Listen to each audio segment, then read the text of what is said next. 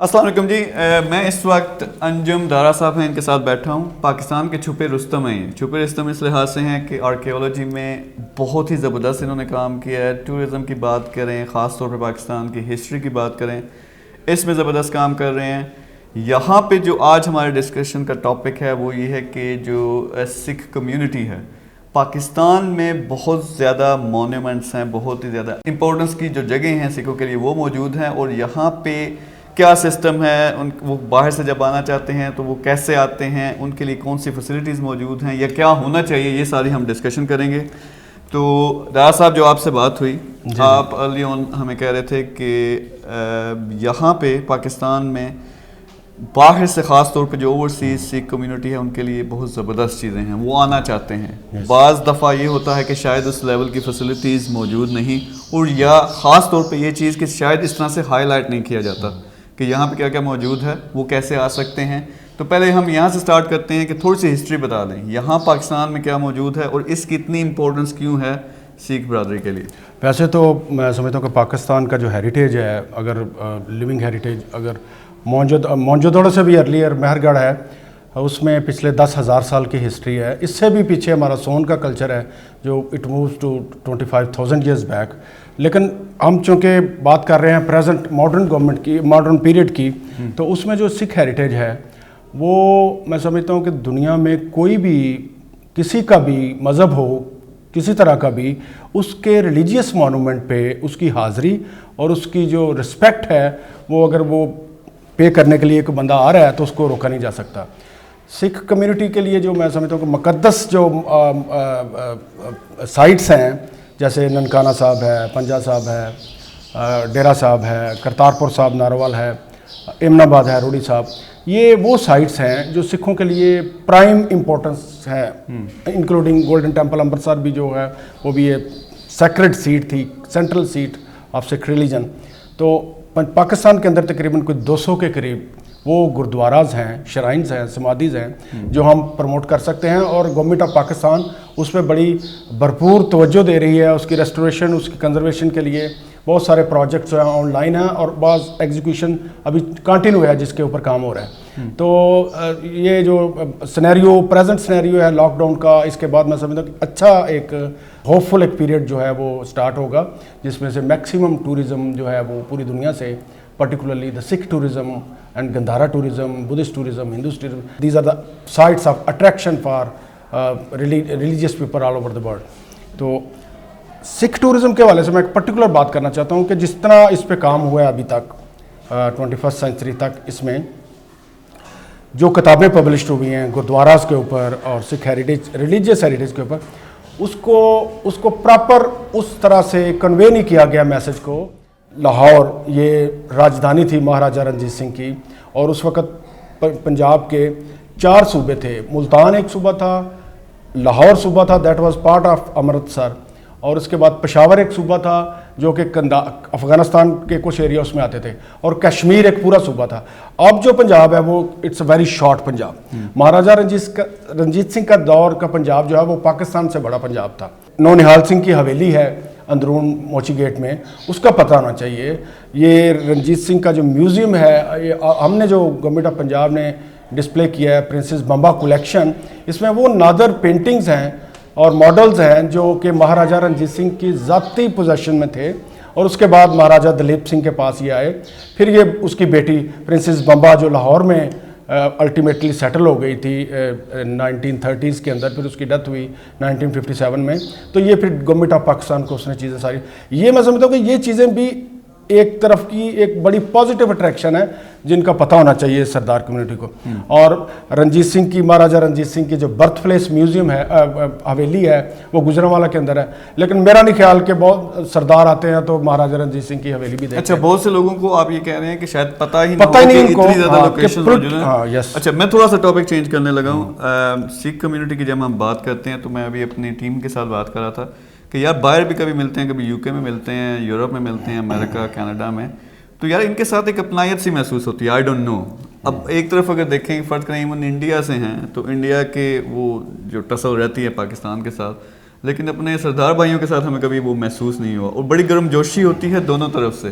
تو اس کا کوئی اسپیشل اس کے پیچھے ریزن ہے؟ اس کی سب سے بڑی جو ریزن ہے نا وہ ہماری لینگویج ہے. پنجابی جو لینگویج ہے نا آپ کی, جس میں آپ اپنا آپ کمیونیکیٹ کرتے ہیں کسی دوسرے بندے کو, وہ ریلیجیس بانڈ سے زیادہ اسٹرانگ بانڈ ہوتا ہے. کیا آپ اگلے کی لینگویج سمجھ رہے ہیں اور وہ آپ کی لینگویج سمجھ رہا ہے. میں سمجھتا ہوں کہ پنجابی کا جو کلچر ہے وہ تو کمبائنڈ کلچر ہے, وہ اس میں یہ نہیں ہے کہ یہ سکھ ہیں, یہ مسلمان ہیں, یا دوسرے. تو وہ پنجابی اسپیکنگ کی وجہ سے وہ یونٹی ہے جو آپ بات کر رہے ہیں نا. تو میں ٹوکیو بھی گیا, میں نے بدھسٹ جو کلچر ہے, یہ ٹوکیو یونیورسٹی میں بھی بدھزم پڑھائی.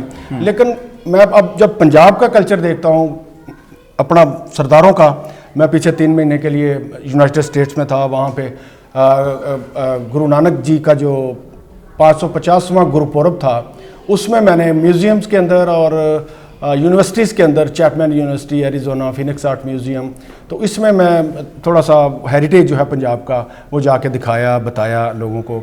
اپنے ڈپارٹمنٹ کی میں نے ریپرزنٹیشن کی وہاں پہ. تو سرداروں کے ساتھ ملنا اور دوسرے جاپنیز اور کورین لوگوں کے ساتھ ملنا, یہ میرے لیے ایک بڑی ڈفرینٹ سینیریو تھا. کہ کیونکہ سرداروں کا جو پنجابی کا ہمارا کلچر ہے وہ مجھے فیل ہی نہیں ہوتا تھا کہ یہ میں امریکہ میں بیٹھا ہوں یا میں کسی اور جگہ بیٹھا ہوں, وہ because of this language bond. تو مہاراجہ رنجیت سنگھ کے دور کے جو یورپین جنرلز ہیں یہ بلانگ کرتے تھے اٹلی سے, فرانس سے, ویانا سے اور یہ ہنگری سے. یہ جو پینٹنگز اوپر ہم دکھا رہے ہیں آپ کو, یہ ہنگیرین پینٹر تھا اوگت شافے, جس نے باقاعدہ مہاراجہ رنجیت سنگھ کے دور کے بعد اور اسی پیریڈ میں یہ کمیشن ہوا تھا یہاں سے. پھر اس نے یہ کوئی کم سے کم 15 پینٹنگز جو ہیں وہ بنائی اور اس کا ڈسپلے کیا ویانا میں 1855 کے اندر, جہاں پہ مہاراجہ دلیپ سنگھ نے پھر یہ اپنے پوزیشن میں جا کے لے لی تھی. تو یہ چیزیں دنیا کو دکھانے والی ہیں, سرداروں کو دکھانے والی ہیں. اور پولیٹیکل جو اتھارٹی ہے نا, وہ temporal power is a part and parcel of سیکریڈ power. جب آپ صرف سیکریڈ ویلیوز کو بتاتے رہیں گے, جب تک آپ اتھارٹی نہیں نہ بتائیں گے کہ مہاراجہ رنجیت سنگھ کی راجدھانی کیا تھی, اس میں پولیٹیکل کلچر کیا تھا, اس کے قلعے کون سے تھے, اور اس کی سمادھیاں. مہاراجہ رنجیت سنگھ کی سمادھی اتنی خوبصورت ہے آرکیٹیکچر کے حوالے سے, اور اس کا ڈیکوریٹو جو ایلیمنٹس ہیں وہ, اور سکھ آرکیٹیکچر کس طرح ہم مغلوں سے ڈفرینٹ کرتے ہیں, اسلامک آرکیٹیکچر سے کس طرح ڈفرینٹ کرتے ہیں, وہ بہت سارے لوگ سمجھتے ہیں کہ that is part of Hindu culture. Hindu culture نہیں ہے, سکھوں کی ایک اپنی آئیڈینٹی ہے, اور یہ ایک نئی انوویشن ہے.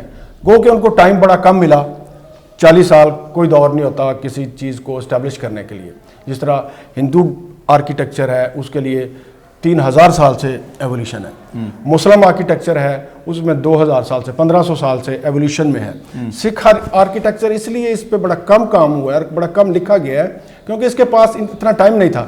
40 سالہ دور, اس سے پہلے بھی کوئی نہیں اور اس سے بعد بھی کوئی نہیں. تو اس اتنے سے پیریڈ کو ہم نے کس طرح پروجیکشن دینی ہے, کس طرح دنیا کو دکھانا ہے, اور گرو صاحبان کا میسج جو ہے وہ کس طرح ڈیلیور کرنا ہے کہ یہ میسج یونیورسل میسج ہے, اور اس میں کسی ریلیجن کی کوئی تفریق نہیں ہے, اور اس میں صرف امن, بھائی چارہ اور جو ہے نا یونیورسل ایک اپروچ, وہ آل over the world, over the unity of God, کہ اللہ ایک ہے, بس اسی کی پروجیکشن ہے.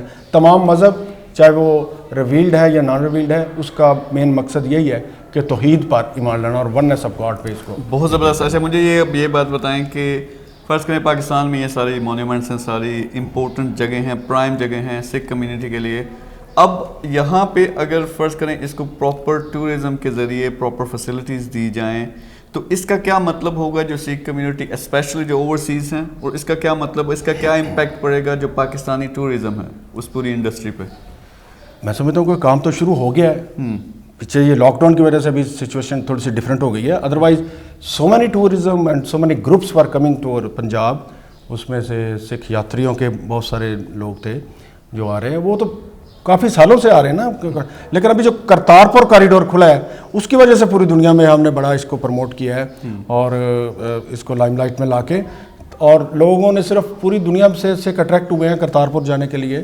اس میں گورنمنٹ آف پاکستان میں سمجھتا ہوں کہ بہت بڑا ایک پروجیکٹ تھا جو کمپلیٹ کیا with in a very short time.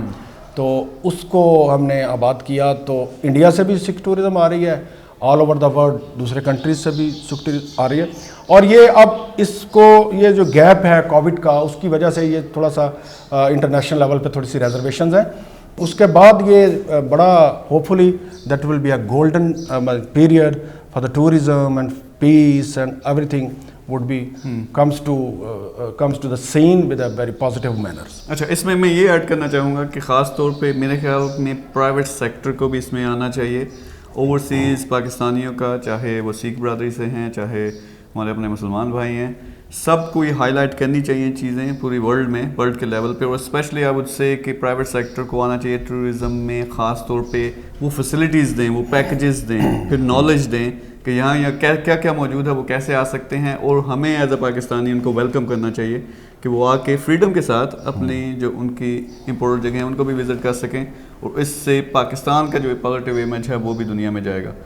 اب میں یہ کرنا چاہوں گا کہ آپ یہاں پہ, کیونکہ یہاں لاہور فورٹ میں ہم موجود ہیں, یہاں کوئی امپورٹنٹ جگہ ہیں وہ آپ ہمیں ذرا دکھائیں. بالکل, تو اس کی ہسٹورک ویلیوز بھی ہمیں بتائیں. اس کی یہ ایک تو 40 سالہ پیریڈ ہے مہاراجہ رنجیت سنگھ کا لاہور کے اندر, اور پھر اس میں سکھ پیریڈ کی ایڈیشنز کیا ہیں. اس میں اس کے اوپر چھت کے اوپر رانی جندہ کا پیلس تھا, she was the mother of Maharaja Duleep Singh. Kharak Singh کی حویلی ہے, اس میں یہ مونومنٹس وہ ہیں جو مہاراجہ رنجیت سنگھ کے پیریڈ میں ایڈ کیے گئے اس فورٹ کے اندر. 8 درہ ہے جہاں پہ مہاراجہ رنجیت سنگھ باقاعدہ دربار لگاتے تھے. حضوری باغ کے اندر ماربل 12 دری ہے, دیٹ واز دا اوپن مثلا کہ court during the time of Ranjit Singh. پھر شیش محل کے اندر کا جو کام ہے وہ بھی کئی جگہوں پہ ریسٹوریشن کنزرویشن جو ہے وہ ایڈیشنز ہوئی مہاراجہ رنجیت سنگھ کے دور میں. تو باہر جو سمادھی ہے مہاراجہ رنجیت سنگھ کی, اور اس کے اوپر بڑا میں سمجھتا ہوں کہ ایک اچھا لوگوں کو پیکج دینا چاہیے کہ اس کو اسٹڈی کریں, اس کو وزٹس کریں. اس کے ساتھ ہی جو ڈیرا صاحب جس کو کہتے ہیں کہ گرو ارجن دیو جی کی مہاراج کی سمادھی ہے, وہ ان کا لاہور کے اندر اور اس علاقے کے اندر ان کا کیا رول ہے, یہ ساری چیزیں اس کو لائم لائٹ پہ لانا چاہیے, بتانا چاہیے ساری دنیا کو. تو پرائیویٹ جو ہے ٹوریزم, یہ بہت ساری جو دنیا میں انڈسٹریز ہیں ٹوریزم کے ریلیٹڈ, وہ all these are running with a private and public entrepreneur, اور اس میں لوگوں کی شمولیت جو ہے بہت ضروری ہوتی ہے. اسٹیٹ لیول پہ بعض دفعہ آپ اتنی فیسلٹیز نہیں دے سکتے, گورنمنٹ کے پاس بعض دفعہ اتنے ریسورسز نہیں ہوتے کہ وہ اس کو اپ لفٹ کر سکے. تو پرائیویٹ لیول پہ لوگوں کو, اوورسیز لوگوں کو, لوکل پاکستانیز کو اس میں میکسیمم انوالو کرنا چاہیے تاکہ لوگ اس پوٹینشیل کو کریٹ کریں. اور this is for the sake of entertainment as well as for the sake of education. اور جو کمنگ جنریشنز ہیں خاص طور پہ سکھوں کی, سرداروں کی, ان کی بچوں کو ایجوکیٹ کیا جائے کہ ان کا ہیریٹیج پاکستان کے اندر, انڈین سب کانٹیننٹ کے اندر کتنا ہیریٹیج ہے, اور ان کو اٹریکٹ ہونا چاہیے اپنے ہیریٹیج کی طرف. گرو صاحبان, گرو نانک سے لے کے گرو گوبند جی سرکار تک, ان کے کیا مشنز تھے, ان کے پیغام کیا تھے, ان کی مناسبت سے گردوارے کون سے ہیں, ان کی سمادھیاں کون سی ہیں, ان کا آرکیٹیکچر کیا تھا, ان کا ریلیجن کس طرح جو ہے وہ لوکل لوگوں کو ساتھ لے کے امن کا گہوارہ تھا, جس میں بھگت کبیر اور بابا فرید کے جو اشلوک ہیں گرو گرنتھ صاحب کے اندر, وہ کس طرح مکس ہوئے. اور یہ ایک پورا ایک ہارمونیس بلینڈ تھا گرو گرنتھ صاحب کے اندر, جو میں سمجھتا ہوں کہ شاعری میں جو اشلوک لکھے گئے ہیں اس کلچر کو سمجھنے کی ضرورت ہے. اور وہ کلچر بچوں کے لیے, سرداروں کے بچوں کے لیے بہت ضروری ہے تاکہ ان کو پتہ ہو کہ یہ ہمارا ہیریٹیج ہے اور ہماری روٹس ہے. جو بھی قومیں اپنے ماضی کو, اپنی روٹس کو ختم کر دیتی ہیں, وہ صفحہ ہستی سے ختم ہو جاتی ہیں. وہ ایک ہے کہ a city without old building is like a man without memory. جس شہر کی, جس قوم کی کوئی اولڈ بلڈنگز نہیں ہوتی, وہ ایسے انسان کی طرف ہوتا ہے جس کی کوئی میموری نہ ہو. تو جس کی میموری واش ہو گئی ہو اس کو ہم کیا کہتے ہیں. تو میں سمجھتا ہوں سروائیول کے لیے, آگے بڑھنے کے لیے اپنے پاسٹ کو ساتھ لے کے چلنا چاہیے, اپنے ریلیجن کو, اپنی پولیٹیکل اتھارٹی کو ساتھ لے کے چلنا چاہیے. لوگوں کو پتہ ہونا چاہیے کہ مہاراجہ رنجیت سنگھ کا کیا رول تھا پنجاب کے اندر, اور مہاراجہ رنجیت سنگھ کہاں پیدا ہوا. یہ وہ واحد مہاراجہ تھا پنجاب کا جو پچھلے 1000 سال میں واحد ایک سنگل ایگزامپل ہے ہمارے پاس, جو کہ ایک لوکل بندہ تھا تو اس نے رول کیا. ادروائز آپ کو پتہ ہے یہ جتنی ڈائنیسٹی ہیں سارے باہر سے آئے, کوئی بھی لوکل بندہ نہیں تھا. تو اس لوکل ہیرو کو, اس لوکل سن آف دی سائل کو پروجیکشن ملنی چاہیے آل اوور دا ورلڈ. بہت زبردست ہے. اچھا اب ابھی چلتے ہیں ان کے ساتھ مل کے کوئی میوزیم میں کچھ خاص چیزیں ہیں وہ بھی ان کو دکھاتے ہیں, اور اس کے علاوہ باقی ساری جو امپورٹنس کی جگہ یہاں فورٹ میں اندر یا اس کے آس پاس موجود ہیں وہ بھی آپ کو دکھائیں گے.